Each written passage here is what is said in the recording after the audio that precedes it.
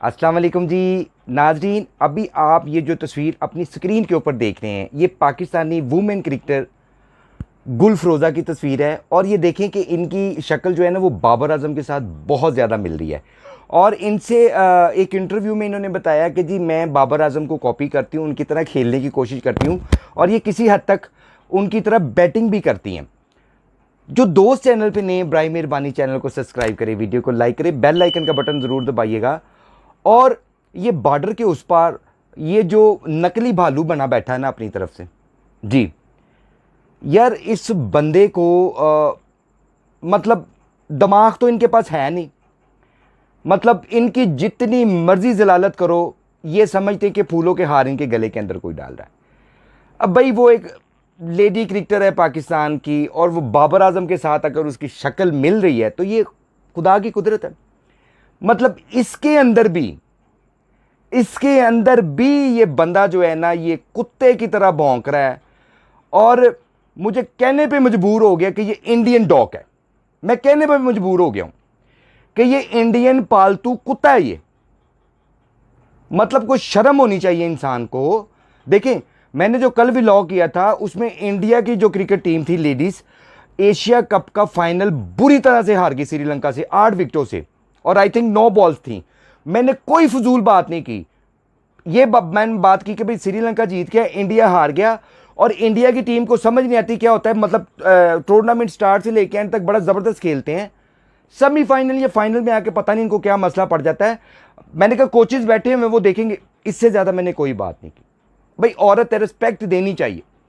लेकिन ये कुत्ता भौंक रहा है, इंडियन डॉग, इंडियन कुत्ता। ये मतलब इस तरह की गलीज मतलब गुफ्तगू। भाई अब आपको गुस्सा चढ़ता है तो एल पे चढ़े, मुझे कोई परवाह नहीं। मैंने बहुत लिहाज कर लिया आपका, बहुत लिहाज कर दिया। मैंने कहा नहीं, वहां पे वीडियो देखी जाती है मेरी तो कम से कम, लेकिन अब नहीं। अब एल पे चढ़ा देना मैंने सबको। ये बात जेन में रखना, कुत्ते की तरह भौंकना जो है ना वो बंद करें। समझ आइए, मैं तुम्हारे मुंह में घुस के ना इतने छितर मारूंगा, इतने छितर मारूंगा। किसी बगैरत के बच्चे हो तुम, इतने घटिया हो, इतने जाहिल हो, इतने जलील हो, अपने साथ साथ पूरी कौम को जलील करवाते हो अपने। और इसके बाद इसने एक बकवास की कि शाहिद अफरीदी, अबे ओए, शाहिद अफरीदी के अंडरवेयर में तेरे जैसे छुपे होते हैं। समझ आइए, शाहिद अफरीदी पूरी दुनिया का वन एंड ओनली सबसे बड़ा ब्रांड है। समझ आइए, उसके खिलाफ भी भौंकने से पहले ना एक दफा अपनी शक्ल जाके ना शीशे के अंदर देख। वो शीशा तेरे ऊपर 1000 बार लानते भेजेगा। मतलब मैंने अंदाजा लगाया है, तुमने गांव मूत्र पिया हो या ना पिया हो, तुम्हारा पट्टा बंद हो या तुम्हारा पट्टा खुला हो, भौंकने से तुम बात नहीं आओगे। भौंकते हो ना जब, तो तुम्हारी औकात और तुम्हारी जात का पता चल जाता है। मतलब कितनी की तुम्हारी औकात है, उस औकात के हिसाब से कितना का भोंग लोगे। मुंह बड़ा है। मैंने बताया था ना कि इंडिया में एक दोस्त है, उसके साथ मेरी बात हो रही थी। उन्होंने कहा, मुझे कहा मानी भाई टेंशन नहीं लेने का, ये भौंकता है, ये काटता नहीं है।